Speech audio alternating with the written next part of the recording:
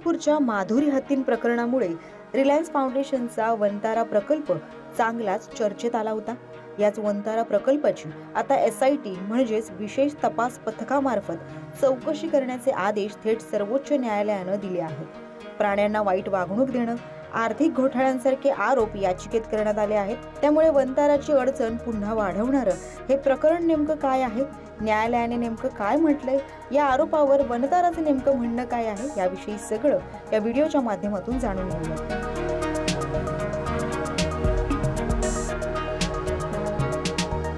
Reliance foundation तर्फे गुजरातच्या जामनगरमध्ये वनतारा वन्यजीव बचाव आणि पुनर्वसन केंद्र चालवलं जातं। Greens Zoological Rescue and Rehabilitation Centre या वन्यजीव पुनर्वसन प्रकल्पाबाबत न्यायाधीश जया सुखील यांनी दाखल केलेल्या जनहित याचिकेवर न्यायाधीश पंकज मित्तल आणि न्यायाधीश प्रसन्न वराळे यांच्या खंडपीठासमोर सोमवारी सुनावणी झाली। याचिकेमध्ये देश-विदेशातून बेकायदा पद्धतीनं प्राणी वनतारामध्ये आणणं, प्राण्यांना वाईट वागणूक देणं, आर्थिक घोटाळे, भ्रष्टाचार असे अनेक आरोप करण्यात आले आहेत। हे आरोप प्रामुख्यानं माध्यम आणि समाज माध्यमांवरील बातम्यांवर अवलंबून असल्याचं निरीक्षण न्यायालयाने नोंदवले। मात्र त्याच वेळी याचिकेमध्ये केंद्रीय वन्यजीव प्राधिकरण, लुप्तप्राय वनस्पती आणि प्राण्यांच्या प्रजातींच्या व्यापारावरील आंतरराष्ट्रीय करार तसंच न्यायालयांच्या कृतीशीलतेवरही प्रश्नचिन्ह उपस्थित करण्यात आले आहेत। त्यामुळे याची चौकशी होणं आवश्यक असल्याचं न्यायालयानं स्पष्ट केलं। त्यासाठी सर्वोच्च न्यायालयाचे माजी न्यायमूर्ती जे चेलमेश्वर यांच्या नेतृत्वाखाली SIT स्थापन करण्यात आली आहे। SITने आपला अहवाल 12 सप्टेंबर पर्यंत दाखल करायचा आहे। त्यासाठी आवश्यक वाटल्यास मुदतवाढही दिली जाऊ शकते असे निर्देश न्यायालयाने दिले आहेत। जर अहवालानंतर याचिकांमध्ये तथ्य न आढळल्यास याचिका फेटाळली जाईल असंही न्यायालयाने म्हटले। त्यामुळे वनतारा व्यवस्थापनासह संबंधित संस्था, गुजरात सरकार आणि पोलिसांनी सहकार्य करण्याचे निर्देश न्यायालयाने दिले आहेत। तसं न झाल्यास कारवाईचा इशाराही देण्यात आलाय। या सगळ्यात SITवर चौकशीची कशी जबाबदारी असेल ते देखील पाहूयात। वनताराकडून भारत आणि परदेशातून प्राणी विशेषतः हत्ती ताब्यात घेण्याची प्रक्रिया तपासायची आहे। त्याचबरोबर वन्यजीव संरक्षण कायदा 1972चं अनुपालन आणि त्या अंतर्गत प्राणी संग्रहालयासाठी तयार केलेल्या नियमांची पडताळणी करणं, CITES आयात निर्यात कायदे आणि जिवंत प्राण्यांच्या आयात निर्याती संबंधित अन्य वैधानिक गरजांचं पालन होतंय का हे तपासायचंय।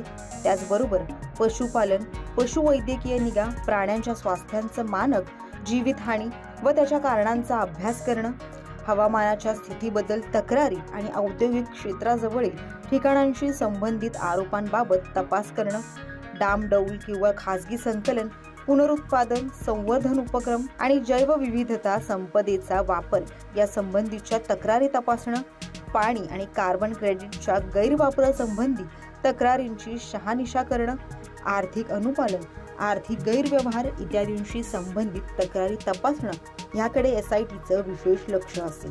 दरम्यान या संपूर्ण आरोपांप्रकरणी आता वनतारा व्यवस्थापनाकडून निवेदन जारी करण्यात आलं आहे।